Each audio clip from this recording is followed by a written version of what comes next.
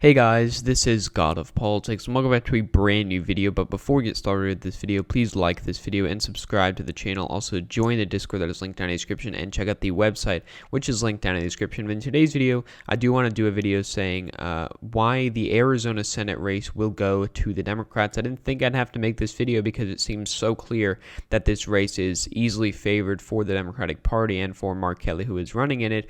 But I am making this video partially in response to Lalo, who's another political elections YouTuber who says he thinks that McSally is going to win the 2020 Senate election. And I'm not going to be going through the exact video of what he said, but I do have a lot of quotes and things like that from points that he made, and I'm going to try and debunk those claims. So the first point he made is that there are fake media polls. The fact that Kelly has an 8-point lead is entirely due to fake polls that are not, representative of the actual race. Well, sure, if you really want to make that argument for the Rust Belt, you could say, in 2016 they underestimated Trump, so they'll do the same in 2020. You can make that argument, but in Arizona, that argument doesn't really hold up because, for example, we look at the 2018 Senate race between Martha McSally and Kyrsten Sinema. The polls had Martha McSally winning by 1 percentage point in the average. She ended up losing to Kyrsten Sinema by 2.3 percentage points. So the polls underestimated the Democrats by 3.3 percentage points in 2018. And we look at, for example, the Trafalgar poll. He says, you have to take the Trafalgar fill. He said, I believe Trafalgar.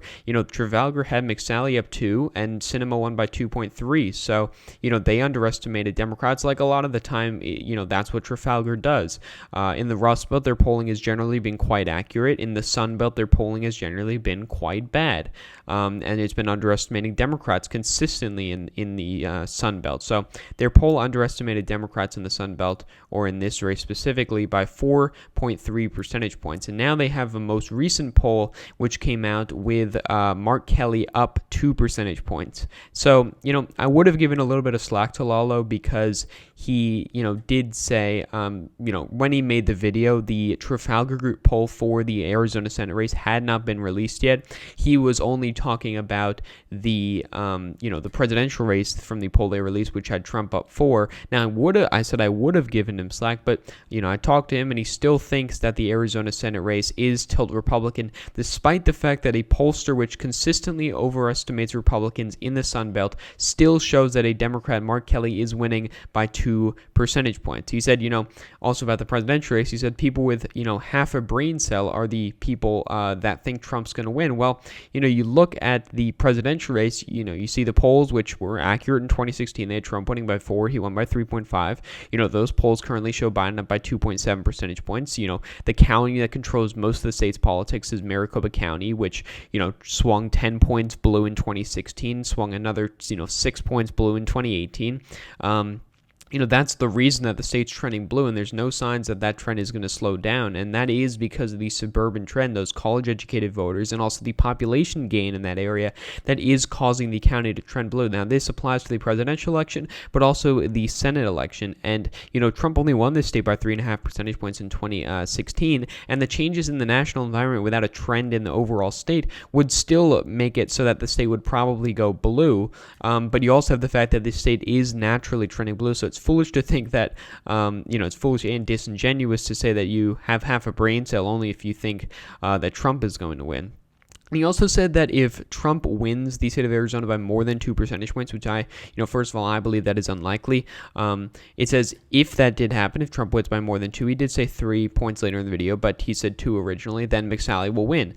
But that's not really what the polls are showing. I pointed out to you, the polls do show that Biden is winning by 2.7 percentage points. The polls for the Senate race show Kelly up by 8 percentage points. So that is a 5.3% difference. And, I know he says they're fake media polls, things like that, but he said believe Trafalgar, and that is a 6-point difference, which is the same as what the difference is in the RCP average. So, you have to look at this and you say Kelly is running way ahead of Joe Biden, not necessarily because of Joe Biden's weaknesses, but because of Martha McSally's weaknesses and the fact that she is, such a terrible candidate for this race. he also said that McSally had virtually no primary competition. In 2018, he had people like Joe Arpaio, things like that. But in this primary, he had no competition. When we look at the Republican primary, for a Senate Republican incumbent to only get 75% of the vote and get a challenger that gets 25% of the vote, that is not actually that impressive, especially when you compare it to Mark Kelly, who got 99.93% of the vote. He was the only candidate on the ballot in this state.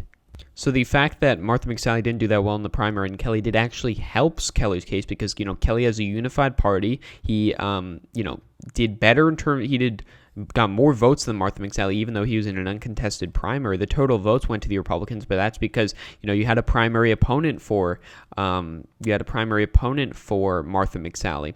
And then he also said, Trafalgar had Sinema winning in 2018. Well, that is, again, just completely disingenuous, because we look at the poll that they did. If we want to look at the, older polls, they had a poll from October 30th to the 1st of November showing that Sinema was winning by 3.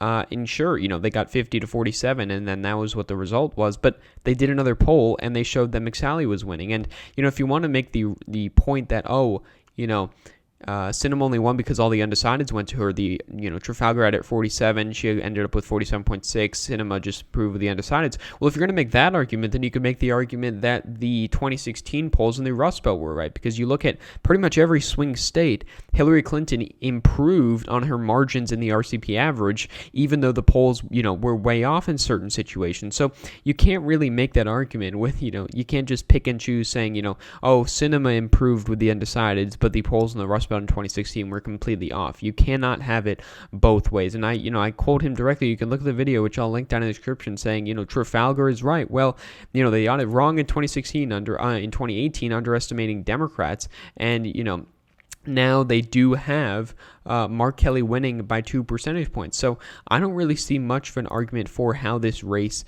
could go to the Democrats. But then he makes another, couple other points. He says, first of all, that Martha McSally will get 34% of the Hispanic vote and 55% of the white vote. But if we do look at this poll here, which sure, it had Mark Kelly up by 11, which is 3 points more than the average. And I don't think he's going to win by 11 points. I think he'll probably win by around 6 percentage points.